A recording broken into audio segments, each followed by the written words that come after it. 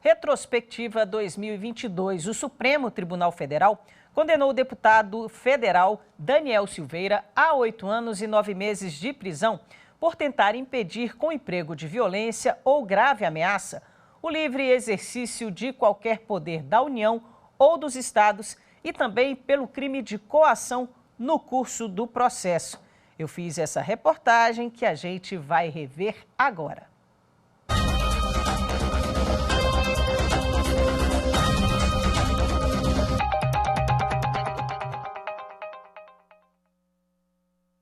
Pouco antes de começar a sessão, o deputado Daniel Silveira esteve no Supremo para acompanhar o julgamento de forma presencial no plenário, ao lado do também deputado Eduardo Bolsonaro.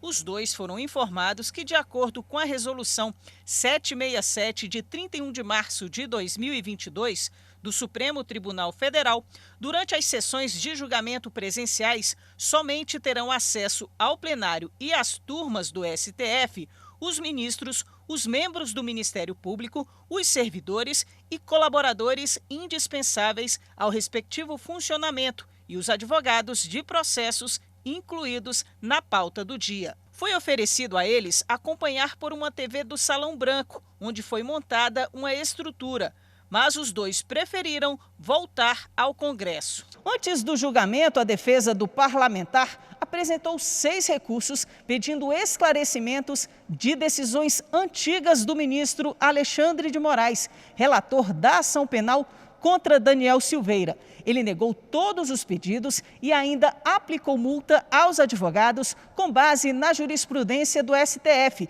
de que a utilização indevida de recursos é considerada abuso de direito de recorrer e litigância de má-fé. A sessão começou com atraso de quase 1h30, porque o advogado de Daniel Silveira não apresentou comprovante de vacina ou teste de Covid, como estabelecido na Resolução 767 do STF, que cuida de medidas de combate à doença. Na oportunidade, foi interditada o seu ingresso no prédio do Supremo Tribunal Federal. Posteriormente, foi disponibilizado à Sua Excelência um link para que fizesse a sustentação por videoconferência, o que o eminente advogado também não aceitou. Por fim, já agora, 3h da tarde, 24 minutos, o advogado aceitou submeter-se ao teste da Covid. Realizado o teste, o resultado foi negativo.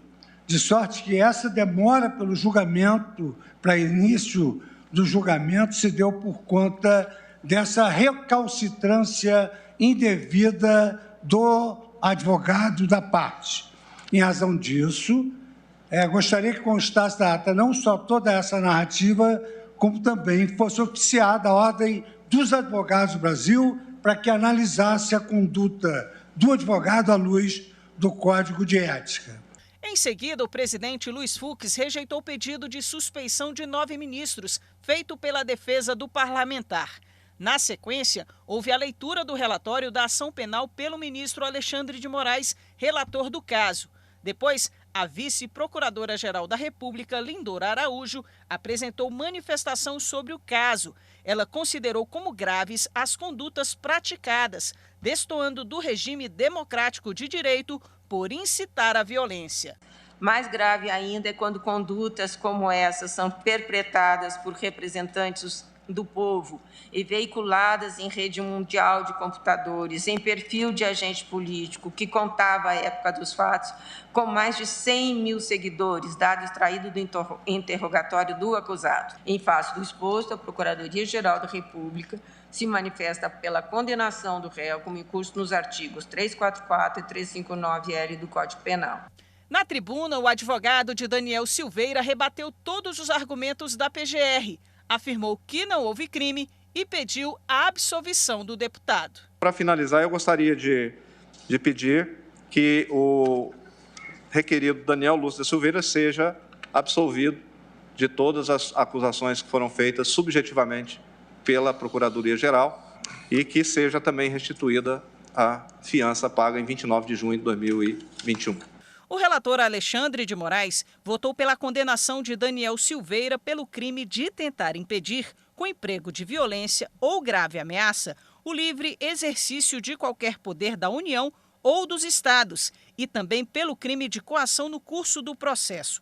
Moraes votou para que ele cumpra pena de 8 anos e 9 meses de prisão, com início em regime fechado, ao pagamento de 35 dias multa, sendo cada uma no valor de 5 salários mínimos em razão da condenação do crime de coação, a perda do mandato e a suspensão dos direitos políticos, o que o tornaria inelegível pelo período de cumprimento da pena.